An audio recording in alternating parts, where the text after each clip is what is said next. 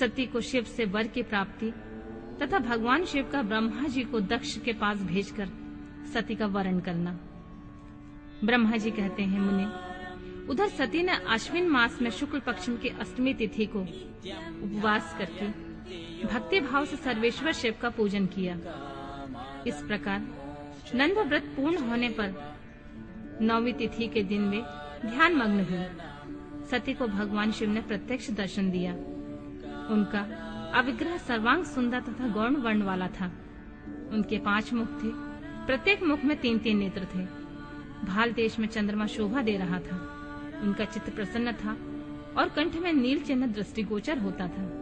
उनकी 4 भुजाएं थीं। उन्होंने हाथों में त्रिशूल, ब्रह्म कपाल, वर तथा अभय धारण कर रखे थे। भस्ममय अंगराग से उनका सारा शरीर उद्दासित हो रहा था।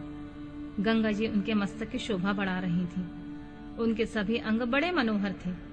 वे महान लावण्य के धाम जान पड़ते थे। उनके मुख करोड़ों चंद्रमा के समान प्रकाशमान हो रहे थे।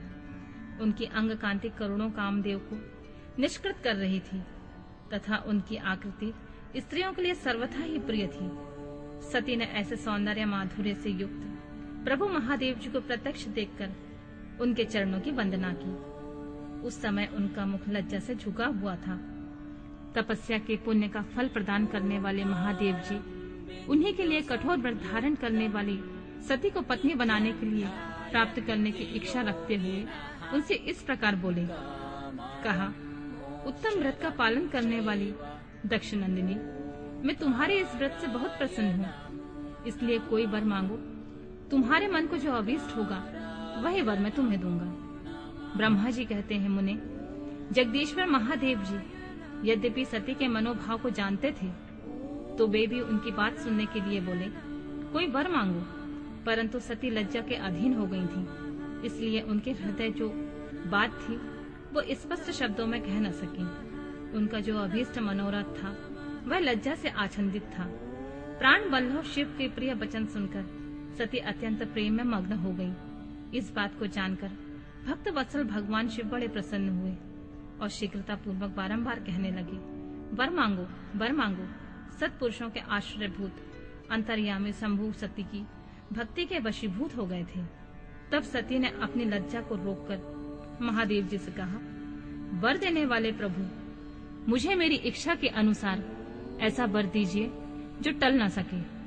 भक्त वत्सल भगवान शंकर ने देखा सती अपनी बात पूरी नहीं कह पा रही हैं। तब वे स्वयं ही उनसे बोले, देवी, तुम मेरी भार्या हो जाओ।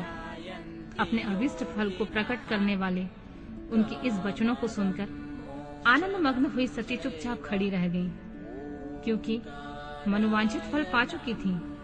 फिर दक्ष कन्या प्रसन्न हो अपने दोनों हाथ जोड़कर मस्तक झुकाकर भक्त वत्सल शिव से बारंबार कहने लगी, देवादिदेव महादेव, प्रभु जगतपति, आप मेरे पिता को कहकर वैवाहिक विधि से मेरा पारिग्रहण करें।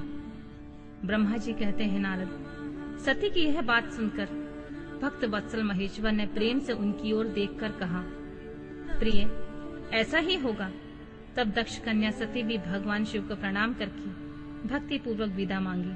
जाने की आज्ञा प्राप्त करके मोह और आनंद से युक्त माता के पास लौट गई। इधर भगवान शिव भी हिमालय पर अपने आश्रम में प्रवेश करके दक्ष कन्या सती के वियोग में कुछ कष्ट का अनुभव करते हुए उन्हीं का चिंतन करने लगे। देवर्षि, फिर मन को एकाग्र करके लौकिक गति का आश्रय ले भगवान शंकर ने मन ही मन मेरा स्मरण किया। त्रिशूलधारी महेश्वर के स्मरण करने पर उनकी सिद्धि से प्रेरित हो मैं तुरंत ही उनके सामने जा खड़ा हुआ। तात हिमालय के शिखर पर जहाँ सती के वियोग का अनुभव करने वाले महादेव जी विद्यमान थे, वहीं मैं सरस्वती के साथ उपस्थित हो गया। देवर्षि, सरस्वती सहित आया मुझे देख सती के प्रेम पाश में बंधे हुए शिव जी उत्सुकता पूर्वक बोले, ब्राह्मण, जब से विवाह के कार्य में स्वार्थ बुद्धि कर बैठा हूँ, तब से अब मुझे इस स्वार्थ में ही स्वतः सा प्रतीत होता है। दक्ष कन्या सती ने बड़ी भक्ति से मेरी आराधना की है। उसके नंदा व्रत के प्रभाव से मैंने उसे अभीष्ट वर देने की घोषणा की है। ब्राह्मण, तब उसने मुझसे यह वर मांगा, कि आप ही मेरे पति हो जाइए। यह सुनकर सर्वथा संतुष्ट होकर मैंने यह कह दिया, तुम मेरी पत्नी हो जाओ। अब दाक्षायणी सती मुझसे बोली, जगतपते, आप मेरे पिताजी को सूचित करके वैवाहिक विधि से मुझे ग्रहण करें। ब्राह्मण उसकी भक्ति से संतोष होने के कारण मैंने उसका यह अनुरोध स्वीकार कर लिया। विधाता, तब सती अपनी माता के घर चली गईं और मैं यहाँ चला आया। इसलिए अब तुम मेरी आज्ञा से दक्ष के घर जाओ और ऐसा यत्न करो जिससे प्रजापति दक्ष शीघ्र ही मुझे अपनी कन्या का दान कर दें। उनकी इस प्रकार आज्ञा देने पर मैं कृतकृत हो और प्रसन्न हो गया तथा उन भक्त वत्सल विश्वनाथ से इस प्रकार बोला, भगवान शंभु, आपने जो कुछ कहा है उस पर भली भांति विचार करके हम लोगों ने पहले ही उसे सुनिश्चित कर दिया है। वृषभध्वज, इसमें मुख्यतः देवताओं और मेरा भी स्वार्थ है। दक्ष स्वयं ही आपको अपनी कन्या प्रदान करेंगे, किंतु आपकी आज्ञा से भी उनके सामने आपका संदेश कह दूंगा। सर्वेश्वर महाप्रभु महादेव से ऐसा कहकर मैं अत्यंत वेग वाली रथ के द्वारा दक्ष के घर जा पहुंचा। नारद जी ने पूछा, वक्ताओं में श्रेष्ठ महाभाग विधाता, बताइए, जब सती घर पर लौटकर आईं, तब दक्ष ने उनके लिए क्या किया? ब्रह्मा जी ने कहा, तपस्या करके मनोवांछित वर पाकर सती जब घर को लौट गईं, तब वहां उन्होंने माता पिता को प्रणाम किया। सती ने अपनी सखी के द्वारा माता पिता को तपस्या संबंधी सब समाचार कहलवाया। सखी ने यह भी सूचित किया कि सती को महेश्वर से वर की प्राप्ति हुई है और वे सती की भक्ति से बहुत संतुष्ट हुए हैं। सखी के मुंह से सारा वृतांत सुनकर माता पिता को बड़ा आनंद प्राप्त हुआ और उन्होंने महान उत्सव किया। उदार चित्ता दक्ष और महामनस्वी वीरणी ने ब्राह्मणों को उनकी इच्छा के अनुसार द्रव्य दिया और अन्यान धन तथा अंधों को और दीनों में बांट दिया। प्रसन्नता बढ़ाने वाली अपनी पुत्री को हृदय से लगाकर माता वीरणी ने उनका मस्तक सूंघा और आनंद मग्न होकर उसकी बारंबार प्रशंसा की। तदनंतर कुछ काल व्यतीत होने पर धर्मज्ञों में श्रेष्ठ दक्ष इस चिंता में पड़े कि मैं अपनी पुत्री का विवाह भगवान शंकर के साथ किस तरह करूं। महादेव जी प्रसन्न हो आए थे, पर वे तो चले गए। अब मेरी पुत्री के लिए फिर वे कैसे यहाँ आएंगे?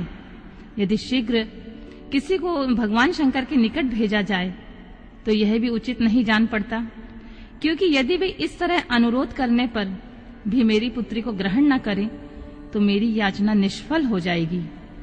इस प्रकार वे चिंता में पड़े हुए प्रजापति दक्ष के सामने मैं सरस्वती के साथ सहसा उपस्थित हुआ। मुझ पिता को आया हुआ देख दक्ष प्रणाम करके विनीत भाव से खड़े हो गए। उन्होंने मुझ स्वयंभू को यथायोग आसन दिया। तदनंतर दक्ष ने जब मेरे आने का कारण पूछा, तब मैंने सब बातें बताकर उनसे कहा, प्रजापति, भगवान शंकर ने तुम्हारी पुत्री को प्राप्त करने के लिए निश्चय ही मुझे तुम्हारे पास भेजा है। इस विषय में जो श्रेष्ठ कृत है उसका निश्चय करो। जैसे सती ने नाना प्रकार के भावों से तथा सात्विक व्रत के द्वारा भगवान शिव की आराधना की है, उसी तरह वे भी सती की आराधना करते हैं। इसलिए दक्ष भगवान शिव के लिए ही संकल्पित और प्रकट हुई अपनी इस पुत्री को तुम अविलंब उनकी सेवा में सौंप दो। इससे तुम कृतकृत हो जाओगे। मैं नारद के साथ जाकर उन्हें तुम्हारे घर ले आऊंगा। फिर तुम उन्हीं के लिए उत्पन्न हुई अपनी यह कन्या उनके हाथ में दे दो। ब्रह्मा जी बोले, नारद, मेरी यह बात सुनकर मेरे पुत्र दक्ष को बड़ा हर्ष हुआ। वे अत्यंत प्रसन्न होकर बोले, पिताजी, ऐसा ही होगा।